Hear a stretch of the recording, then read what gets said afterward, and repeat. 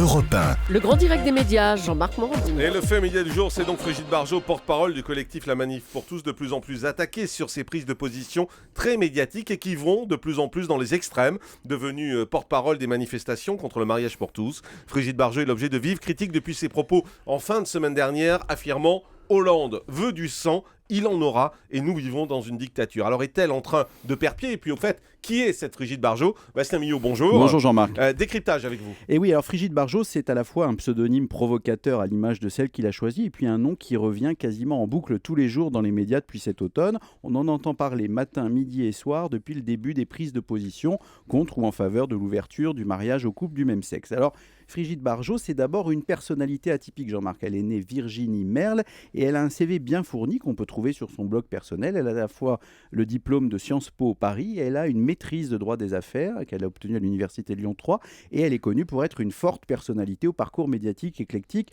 jugée plutôt chanteuse d'un groupe appelé les Dead Pompidou, chroniqueuse mondaine, écrivain, pasticheuse au sein du groupe Jalon, comédienne à ses heures en faisant quelques apparitions au cinéma. Il n'était pas rare de la croiser avec son mari Basile de Kock dans les talk-shows d'Ardisson ou de Ruquier au début des années 2000. C'est typiquement ce que l'on appelle une bonne cliente et les médias l'ont adorée. C'est aussi une figure de la nuit parisienne. Elle a fréquenté depuis sa jeunesse avec assiduité tous les hauts lieux du Paris by Night. En 2006, elle a même enregistré une chanson « Fais-moi l'amour avec deux doigts », no comment, souvent remise en avant par ses détracteurs. Et puis est arrivée cette phase militante, d'abord à l'occasion de l'élection du pape Benoît XVI, dont elle est devenue une sorte de groupie, et puis évidemment en devenant la figure de proue de la Manif pour tous. Elle y a gagné de nouveaux galons cathodiques, hyper médiatisés, enchaînant jusqu'à 10 interviews par jour. Elle s'est glissée complètement dans la peau de ce personnage de porte-parole, hélas jusqu'à la saturation. Et classiquement, on en parle souvent ici, après avoir fait l'objet d'une vraie curiosité médiatique, après s'être piquée au jeu, elle est désormais devenue une cible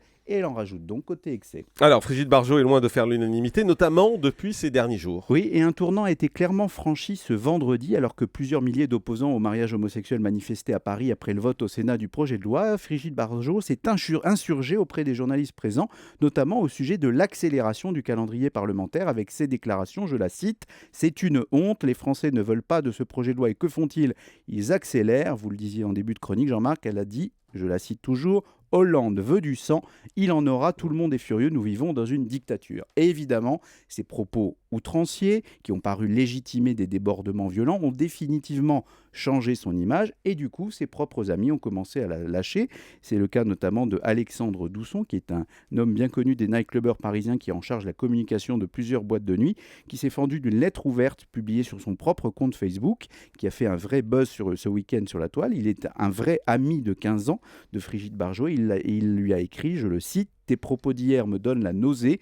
Tu as dépassé toutes les bornes et tu es désormais un danger public. Avec ton appel au sang, hier soir, je me suis retrouvé à raccompagner les clients jusqu'au taxi et à les conseiller de faire attention. Tu as ouvert la boîte de Pandore de l'homophobie et je ne te le pardonnerai jamais. » Et puis, autre attaque qui sont venues cette fois-ci de sa propre famille. Ce matin, c'est le beau-frère de Frigide Barjot qui monte au créneau et son beau-frère, c'est Karl Zéro.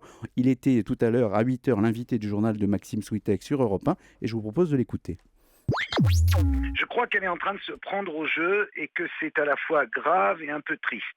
Elle réussit à sortir les vieux fans de La vie est un long fleuve tranquille, à les mettre dans la rue avec leurs poussettes, ils manifestent, ok, très bien. La deuxième manif, je vois apparaître des pancartes assez bizarres autour du chômage, ça devient plus une manif anti-Hollande contre le gouvernement, et puis ça dégénère. Elle est manipulée par en dessous par tous ceux qui veulent en finir une bonne fois pour toutes avec la République. Le vendredi dernier, j'ai pas rêvé, il y avait bien les gens de Civitas qui étaient à côté.